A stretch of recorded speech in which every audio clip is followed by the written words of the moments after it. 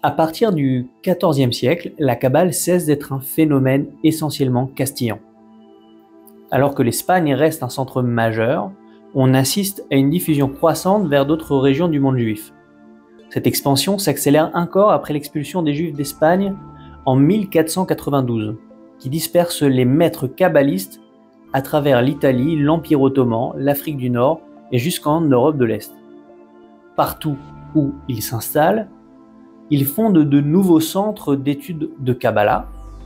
Ces centres partagent une base commune, mais développent bien entendu des approches spécifiques. Certains insistent sur la méditation, sur la contemplation, d'autres sur le tsirouf et la gimatria, d'autres encore sur les rituels ou la spéculation cosmique. Cette diversité n'est pas un éclatement, mais plutôt un enrichissement, un élargissement. Il permet à la Kabbale de s'adapter à de nouveaux contextes, à dialoguer avec des courants extérieurs, comme la philosophie grecque ou l'hermétisme chrétien, et de toucher un public plus large. Le Zohar, texte fondamental mais encore peu diffusé, circule lentement, souvent à l'état de manuscrit. La Kabbale devient ainsi une tradition en mouvement, nomade et réinventée qui porte déjà en elle les germes de la renaissance mystique qui éclatera à Tzfat un siècle plus tard. En Italie, la Kabbale prend un tournant original. Contrairement à l'Espagne, où elle s'est développée dans une ambiance biblique et théosophique, la Kabbale italienne s'imprègne beaucoup de philosophie, notamment de néoplatonisme et d'aristotélisme. Elle s'intéresse à la gimatria et au tsirouf, et à des formes de méditation linguistique. Ce sont les héritiers des enseignements d'Avraham Aboulafia, mais dans un contexte plus rationnel et symbolique. L'Italie devient aussi le lieu d'un affrontement direct entre la Kabbale juive et la Kabbale chrétienne initiée par Pic de la Mirandole à la fin du XVe siècle.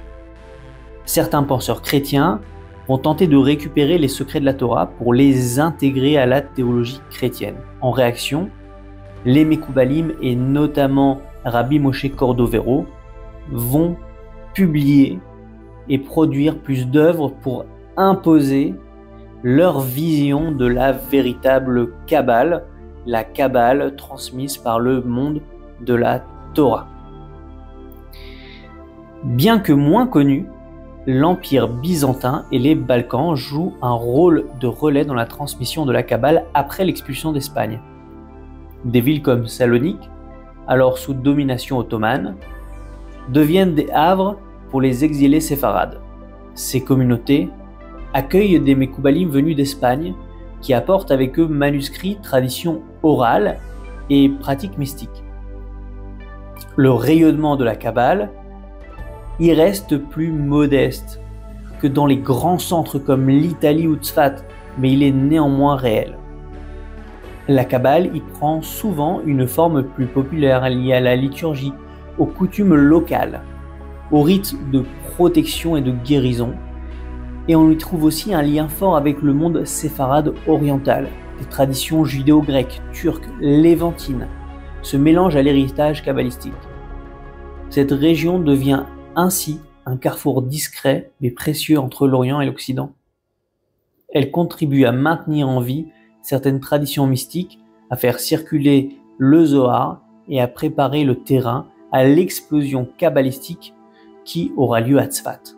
On peut dire que dans cette zone tampon, la Kabbale se conserve, se transforme lentement et reste en veille, prêt à être ravivée dans toute sa splendeur au siècle suivant. En Afrique du Nord, la Kabbale se diffuse principalement après l'expulsion d'Espagne, lorsque de nombreux juifs séfarades trouvent refuge au Maroc, en Algérie, en Tunisie et en Libye. Ces communautés accueillent avec ferveur les enseignements mystiques, mais leur donnent une coloration propre, souvent plus populaire, ancrée dans la vie communautaire et les rituels. Le Zohar y devient un texte central. Il est lu, médité et souvent récité de manière quasi liturgique. Contrairement à l'Italie ou à Tzfat, on y trouve peu de grands traités théoriques, mais une forte intégration de la Kabbale dans la prière, dans les coutumes, dans les minagim, et dans les pratiques de piété quotidiennes, les mystères de la création, les noms divins, les protections spirituelles contre les forces du mal, tous ces éléments nourrissent une Kabbale vécue, transmise par les maîtres, mais aussi par les chants, les prières et les coutumes familiales. Les Juifs du Maghreb adoptent ainsi une mystique incarnée, chaleureuse, plus intuitive que spéculative. Cette Kabbale nord-africaine joue un rôle crucial. Elle conserve l'influence du Zohar vivante et accessible et prépare le terrain pour l'accueil enthousiaste des idées de Tzfat qui se diffuseront rapidement dans tout le bassin méditerranéen à partir du XVIe siècle. Au XVe siècle, l'Europe de l'Est commence lentement à recevoir l'écho de la Kabbale espagnole, principalement par le biais de manuscrits et de voyageurs. Les communautés juives de Pologne, de Lituanie et de Bohême ne sont pas encore des foyers kabbalistiques au sens fort, mais elles montrent une curiosité croissante pour cette tradition mystique. Des maîtres venus d'Italie ou des Balkans passent par ces régions et laissent des traces. Toutefois, la réception est sélective. Les élites rabbiniques ashkénazes, marquées par un esprit talmudique rigoureux, restent souvent méfiantes à l'égard de la mystique spéculative. La Kabbale s'insinue donc par d'autres voies. La halakha, les pratiques de piété, les amulettes, ou encore les récits de tzadikim au pouvoir surnaturel. Cette forme de Kabbale plus discrète, presque souterraine, prépare la voie à l'explosion du chassidisme au XVIIIe siècle qui fera de la Kabbale un langage spirituel central.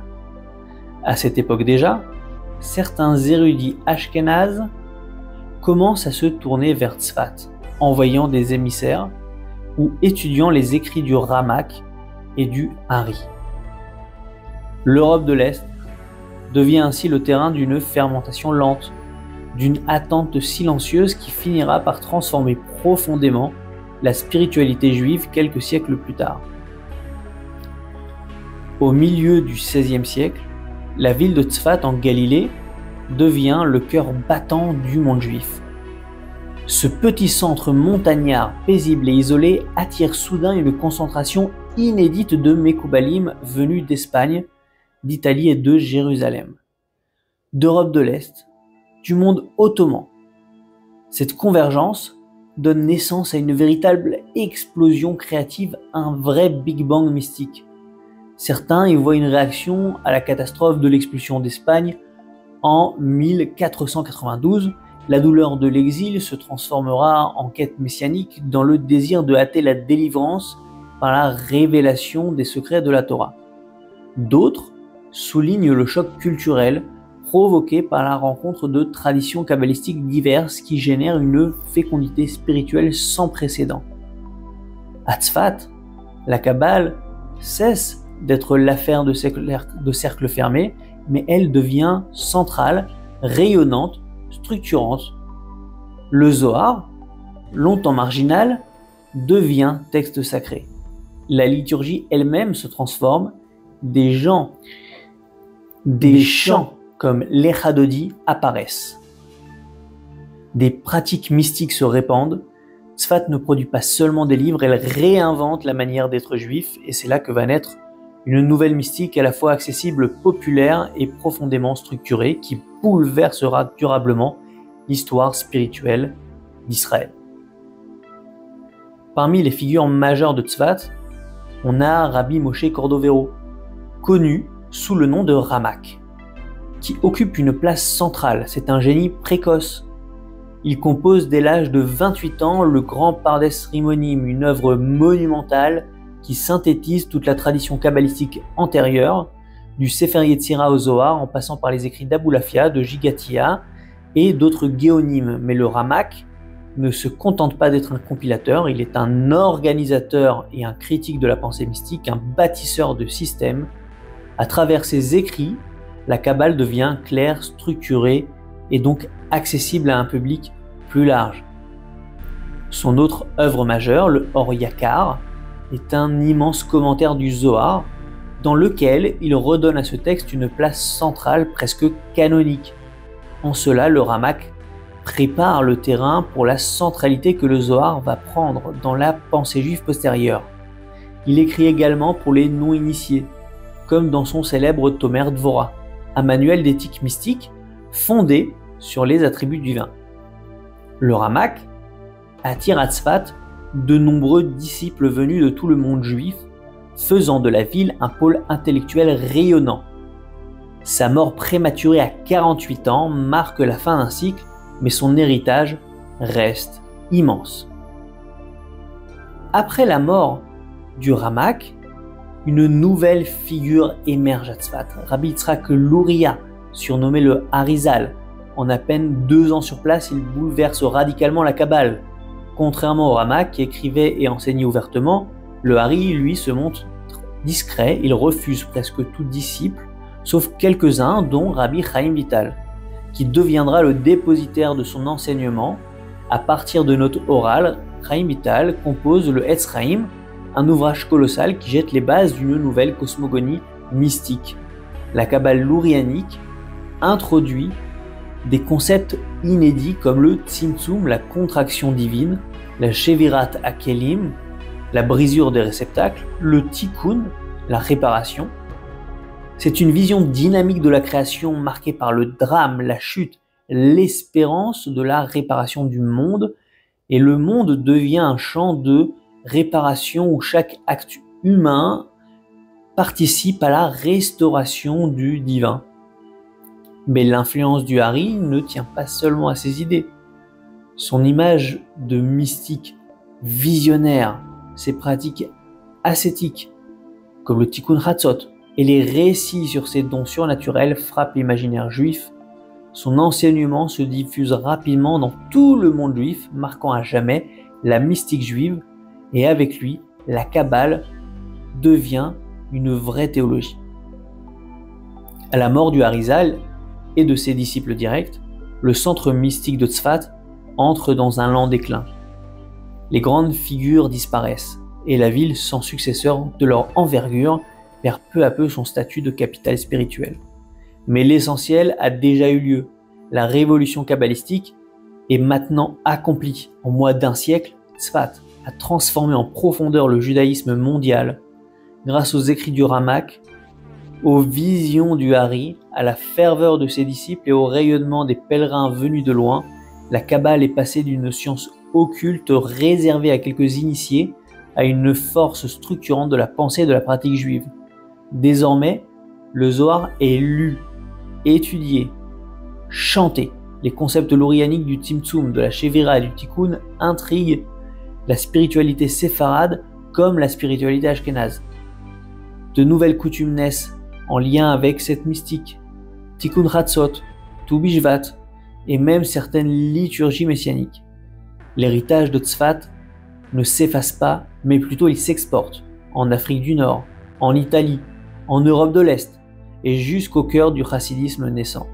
La Kabbale de Tzfat, en réunissant exil, mystique et espérance, a redonné une âme à un peuple brisé, et elle demeure jusqu'à aujourd'hui un pilier vivant du judaïsme.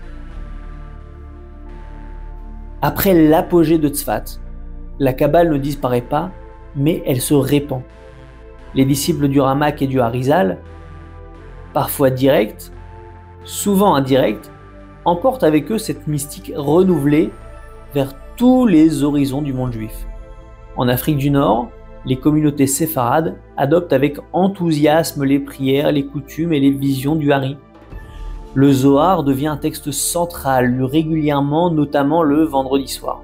En Italie, des figures comme Rabbi Menachem Azaria de Fano codifient la pensée lourianique dans un langage philosophique, assurant la transition vers une mystique plus systématisée. Mais c'est surtout en Europe de l'Est que la Kabbale connaît une transformation majeure. Au XVIIe et au XVIIIe siècle, le mouvement chassidique émerge, porté par le Baal Shem Tov, qui s'inspire des concepts de Tzfat tout en les reformulant pour les rendre accessibles au peuple. Le divin n'est plus réservé aux élites mystiques, car chaque juif peut participer au tikkun olam, à la réparation du monde à travers ses actes. La Kabbale devient ainsi un langage spirituel qui va toucher tout le monde juif, qui est capable de parler aux érudits comme aux simples fidèles. Elle continue d'évoluer, mais son cœur bat toujours au rythme des révélations de Tzfat.